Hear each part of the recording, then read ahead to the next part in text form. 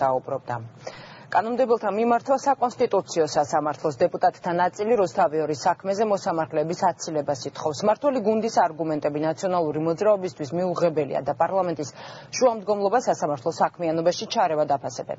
ექსპერტთა ნაწილის თქმით, საკანონმდებლო ორგანოს, რომელიც პროცესში ერთ-ერთ მხარედ არის წარმოდგენილი, სამართლებრივად მოსამართლეების აცილების სრული უფლება აქვს. დღესვე ამ თემაზე რეპლიკები გაცვალეს პარლამენტისა და საკონსტიტუციო სასამართლოს თავმჯდომარეებმა.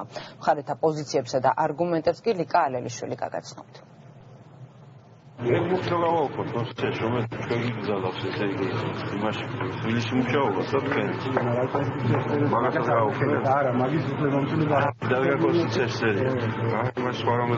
პარლამენტისა და საკონსტიტუციო სასამართლოს თავმჯდომარეების შემთხვევითი შეხვედრა სასტუმრო რედისონში და ხუმრობანარევი რეპლიკები. ოფიციალურ კომენტარებში კი პოზიციები ასე გამოიყურებოდა. დედა ნამდვილად დედაა, ცოლი ნამდვილად ცოლია, თანამშრომელი ნამდვილად თანამშრომელია, მე მას ვადასტურებ.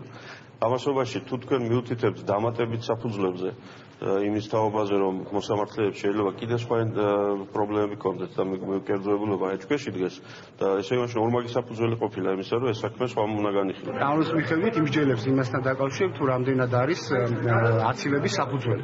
უნდა აღინიშნოს, რომ ამ შემადგენლობას მრავალი საქმე განუხილია და მათ შორის პოლიტიკურად სენსიტივური საკითხებიც ესწრებოდა და საუკმაყოფილებია უამრავი საქმე, მათ შორის ეს 2012-მდე, 2012 წლის შემდგომაც. საკონსტიტუციო სასამართლოში მოსამართლეების აცილების თაობაზე შუამდგომლობა უკვე გაგზავნილია. განცხადებაში წერია, რომ მოსამართლე ვარძელაშვილის მეუღლე ანა ჟვანია ნიკა გვარამიას განათლებისა და მეცნიერების მინისტრობის დროს პირველი მოადგილე იყო. წლების განმავლობაში ასევე გვარამიას მოადგილედ მუშაობდა კიდევ ერთი მოსამართლე, მაია კოპალეიშვილი. ჩემი მეუღლე დაახლოებით 5 თვის განმავლობაში მუშაობდა განათლების სამინისტროში ბატონ ნიკა გვარამიასთან ერთად. მან საკუთარი განცხადების საფუძველზე დატოვა სამინისტრო ამ დროის გასვლის მერე. რამდენად არის ეს საფუძველი იმისთვის, რომ მოსამართლის ობიექტურობაში იქნას შეტანილი ეჭვი, ამ საკითხს ცხადია სასამართლო შეისწავლის და უპასუხებს. პარლამენტის შუამდგომლობას სასამართლოს საქმიანობაში ჩარევა დაფასებენ ერთიანი ნაციონალური მოძრაობის წარმომადგენლები. მათ არ ეთანხმებიან, თუმცა პარლამენტის შუამდგომლობას მხარს არ უჭერენ გირჩის წევრები. მმართველ გუნდში კი მოსამართლის აცილების არგუმენტებს ასახელებენ. თქვენ როგორ წარმოგიდგენიათ, პირველი მოადგილე ან მოადგილე ნიკა გვარამიას იყო და იქნებოდა თუ არა, იყო და არის და იქნებოდა თუ არა მისი გუნდის წევრი. პარლამენტის წარმომადგენლებს დაუმალეს საკონსტიტუციო სამართლოს ეს არჩეული მოსამართლეები. პარლამენტის რო ჩაერთო, ეს არის სამარცხვინო, რადგან ფაქტობრივად სასამართლოზე და ასევე მედიაზე ზეწოლა და დაქვემდებარება სერიოზულ ზიანს აყენებს ჩვენ ქვეყანას. ექსპერტების ნაწილი მიიჩნევს, რომ პარლამენტს უფლება აქვს მოსამართლეების აცილება მოითხოვოს. სხვები კი აცილების საფუძველს ვერ ხედავენ.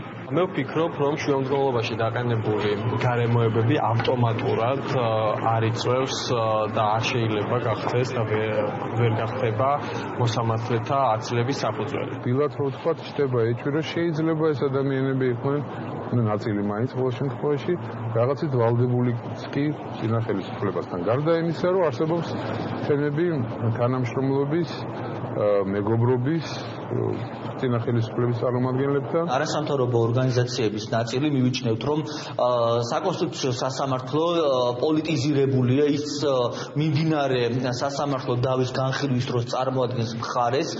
ტელეკომპანია რუსთავიორის ადვოკატებმა საკონსტიტუციო სასამართლოს სარჩელით 26 ოქტომბერს მიმართეს. სასამართლომ საქმე წარმოებაში მიიღო და გადაწყვეტილების მიღებამდე დაუყოვნებლივ აღსრულების ნორმის ამოქმედება შეაჩერა.